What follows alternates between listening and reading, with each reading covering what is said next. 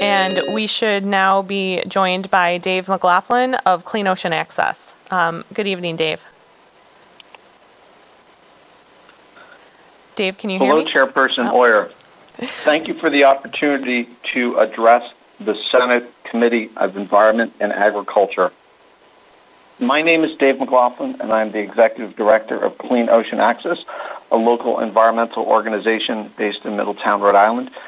And I also have the distinct pleasure to serve as the Education Subcommittee Chair on the Governor's Tackling Plastics Task Force a couple of years ago. Thanks again for the opportunity to talk about these bills, and I'll try to keep my points brief. We certainly support, speaking of the first bill, the S37 related to plastic bag reduction. Volunteers across Newport County have removed over 20,000 plastic bags since 2013, but I can happy to say that since plastic bag ordinances were put in place, these numbers have dropped almost 30% each year. So we still find a few plastic bags, but they're really a relic of the past, as well as some that we find that we can identify have come in from other towns and other states. So we've really seen a great adoption of moving towards eliminating plastic bags. And I just want to point out that it's really a great catalyst for people to start making better choices about eliminating unnecessary single-use materials in their daily lives. We've seen that shift happening with the effort related to straws, water bottles, rethinking takeout packaging, recycling of food scraps, and really putting the health of the environment as a top priority for today and tomorrow. So happy to see that the whole environmental community has worked together, and with over 17 local ordinances in place, that really is a testament that the state of Rhode Island wants to move in the right direction here. So really supportive of seeing this legislation go forward. I just want to point out two clarifying points about S37. Certainly the definition of the reusable bag is an important one. It's, the great language relating to stitched handles has been very successful at making sure that reusable bags are being brought into the stores by customers. But I just want to give a heads up that over time we may need to come up with a new and improved definition of how to differentiate between a single-use bag and a reusable bag. But I certainly support the current definition. And in regards to the uniformity, I just wanted to point out that certainly having the state law be the floor would be something that would be fantastic. Certainly the local efforts by Barrington in 2012, and then different municipalities in 2015 and onwards, is really what built a lot of this momentum. So that local leadership was tremendously important to move forward with the local ordinances to get rid of plastic bags. So that's my testimony on that particular one. On S38, we sincerely support the legislation for making sure that balloons are not released into the environment. Since 2013, we have found 3,671 balloons scattered along the shoreline, and they really are just the evil twin of the plastic bag. There's really no purpose to be releasing balloons, and I really think that with some clear information sharing across different stores that sell the balloons, I think that can really help to eradicate the problem of releasing balloons. So we completely support that legislation. When a plastic balloon is put into the environment, it's just another form of single-use plastic and breaks down into microplastics and all the horrible things that happen there. Speaking of the next bill, S104, we support this legislation. We have been happy to report that we've been working with several elementary schools with a zero-waste lunchroom initiative that support composting their lunchroom food scraps. And we're aiming to implement this in more schools, and I know other organizations are working on this as well.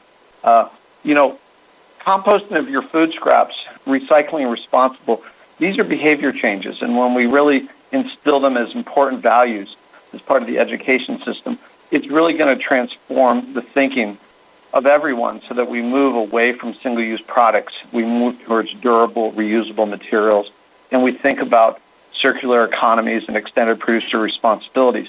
But by doing these in the classroom, these complicated words like EPR and circular economy, they can just be introduced as things that make sense, making sure that if we use something, that we reuse it and that it has another purpose in another life.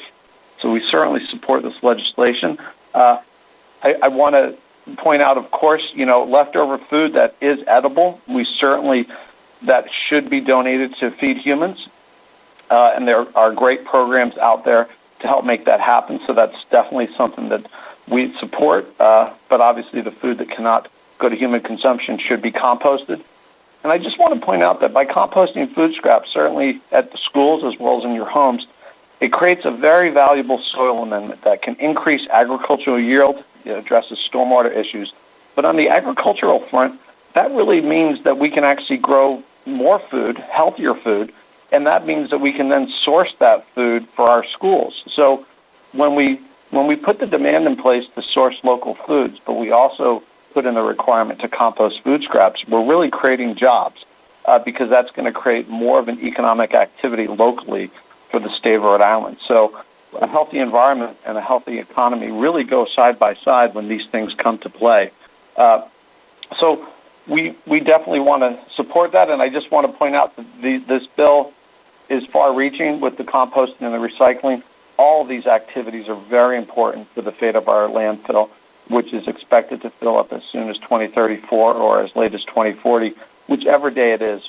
That's a dire situation, and anything that we can do to prolong the life of that, to make sure that we don't have to explore, different options such as like incineration, which is certainly something we don't want to look at.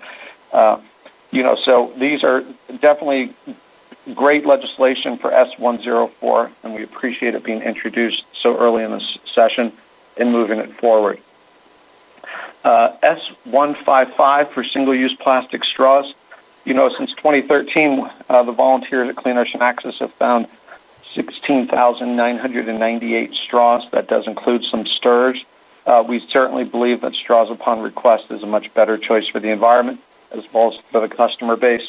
Eventually, businesses will save money because not everyone needs a straw. So this healthy environment and healthy economy is another example of where this legislation will move that forward. So we support S155.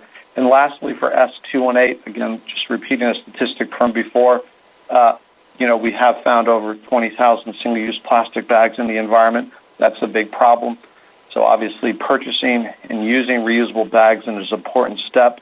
And eliminating the sales tax on that seems like a reasonable and appropriate action. So, again, I appreciate the entire Senate committee and other members of the Senate introducing these important bills for the environment.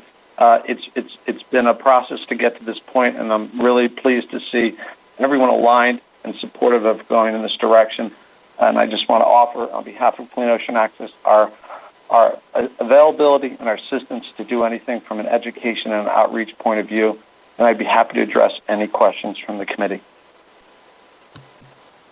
Thank you, Dave. I really appreciate the expertise that you bring to this, and I know that Clean Ocean Access has been very involved in these issues for a long time. Does anyone from the committee have any questions or comments for this witness? Okay, I see none. Thank you so much, Dave, for joining us. Thank you very much. Have a good night. Thank you, you too. And with that, I believe that is our last public testimony on the bills that were in front of us today. And we have already held them for further study. So there's no further business on the committee agenda for tonight. And so I will entertain a motion to adjourn. And Senator Archambault, seconded by Senator Rogers, all in favor. The committee is adjourned.